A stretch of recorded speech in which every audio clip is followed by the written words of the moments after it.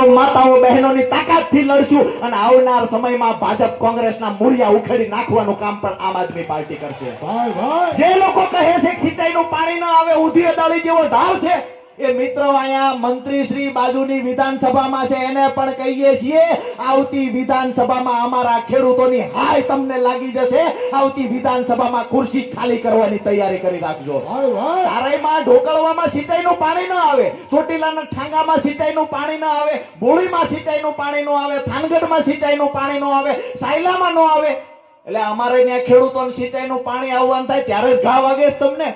અહીંથી દ્વારકા સુધી પાણી જાય છે, કચ્છના રણ સુધી પાણી જાય છે, હળવદ ધાંગધ્રાની અંદર પાણી પહોંચ્યું. અમારા મૂળી થાન ચોટીલામાં પાણી કોણ અટકાવે છે?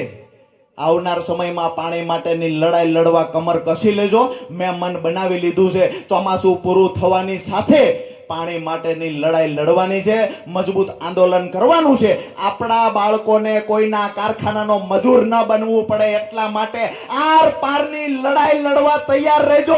ઘરેથી ટિફિન લાવવું પડે તો લાવજો, રોડ પર ઉતરવું પડે તો ઉતરશું, અને જરૂર પડે તો જિલ્લા કલેક્ટરની કચેરીનો ઘેરાવ કરવો પડે તોય કરશું. અને પરિણામ નહીં મળે તો ગાંધીનગર દૂર નથી, અમારા જગતના બાપ ગાંધીનગરમાં પણ પ્રયાણ કરશે. મારી વાત સાથે હાલીએ છીએ. અમે ગાંધીને વાંચ્યા છે, અમે ભગતસિંહને વાંચ્યા છે, અને જરૂર પડશે ને તો આ દેશ માટે, આ ખેડૂતો માટે, માતાઓ બહેનો માટે મરી જવાની તૈયારી છે. તમારી જેલની બીક જેને દેખાડતા હોય એને દેખાડજો.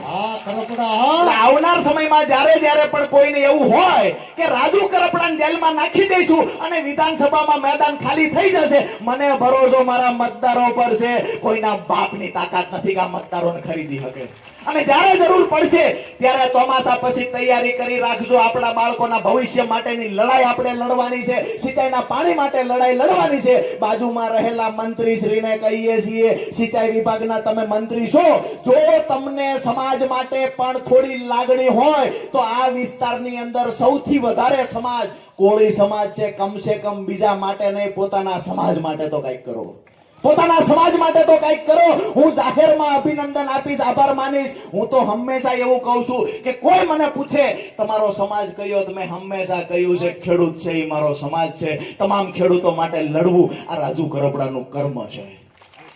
તમને પણ બધાને કહીશ, ગુજરાતની અંદર 60% થી વધારે વસ્તી કોઈ સમાજની હોય તો મારા અને તમારા સમાજની છે, ખેડૂત અને મજદૂરની. અને ખેડૂત અને મજદૂર સમાજને સાથે રાખી અને આપણે મજબૂતાઈથી લડાઈ લડશું. જે લોકોએ ભાજપના ઈશારે કામ કર્યું છે, જેને પોતાના સમજાય લોકોએ 85 આપણા લોકોને જેલમાં પૂરવાનું કામ કર્યું છે, આપણી બહેનોને દંડા ખવડાવવાનું કામ કર્યું છે, એમને પણ આવનાર સમયમાં જડબાતોડ જવાબ મળશે, મળશે ને મળશે.